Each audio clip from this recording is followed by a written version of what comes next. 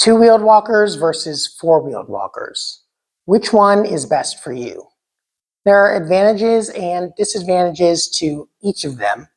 And in this video, I'll explain what those are so that you can choose the walker that best meets your needs. So the first question you want to ask yourself is, how long are you going to be using it for?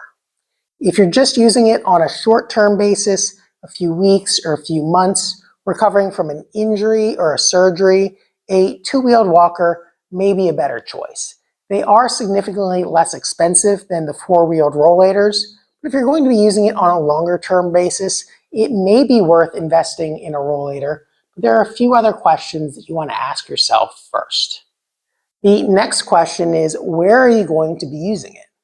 If you're just using it indoors, in your house, or in the doctor's office, a two-wheeled walker is okay for most people. They slide rather easily on hard floors or carpeted surfaces because they have skis on the back and wheels on the front. The wheels on the front don't turn, so they do offer you a little bit more stability than the rollators, which have wheels that turn.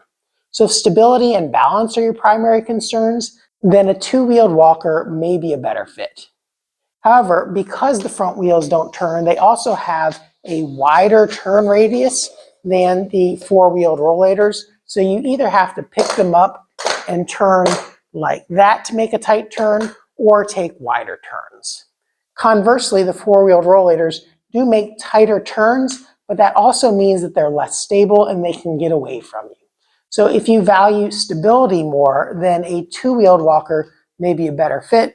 If you value mobility more, then a four-wheeled walker may be a better fit. The other question you want to ask is about distance. If you're going to be walking longer distances, the four-wheeled walkers do work a little better, particularly outside.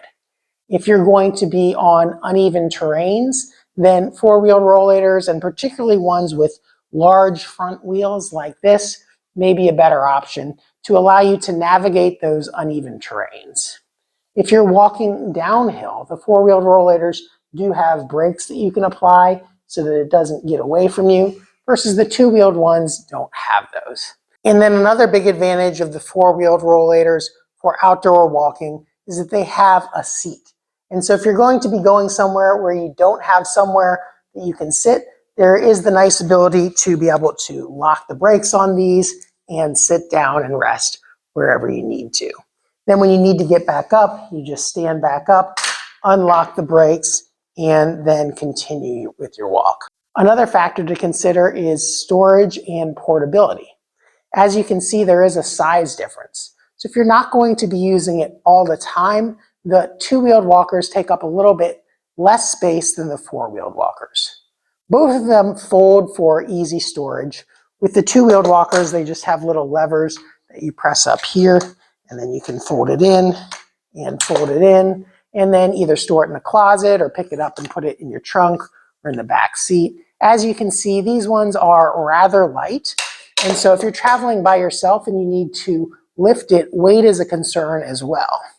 These ones do fold up as well just by picking up here, but they do have a little bit more weight to it. So if you're going to be lifting it into a back seat or into the trunk, make sure that you have the strength to lift it up if you're traveling by yourself. And if you do have some balance and stability concerns, lifting something heavy may not be as convenient for you as lifting something light. So which one do you choose? Well, if I were in the situation where I needed a walker long-term, I'd probably get both. These ones are incredibly inexpensive, and so if you do need a walker, I'd probably recommend that you get one of these.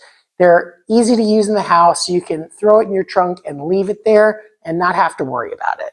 That way, if you have to take short trips out to the doctor or out to the store, you know you always have your walker in your car. If you're going to be taking longer walks, going on uneven surfaces, or if you know you're going to be going somewhere where you need to walk for a little longer period of time, then I might get one of these additionally and take it places with you only when you know you're going to need to walk for longer periods of time. So regardless of which one you choose, I hope this video was helpful for you to make the decision I'll put links to both of these in the description below. And if you'd like more tips to help improve your balance and mobility, check out this playlist over here. But first, if you found this one helpful, make sure to give it a like. And if you haven't already, subscribe to the channel so you don't miss out on future tips. Thanks for watching, and I'll see you in the next one.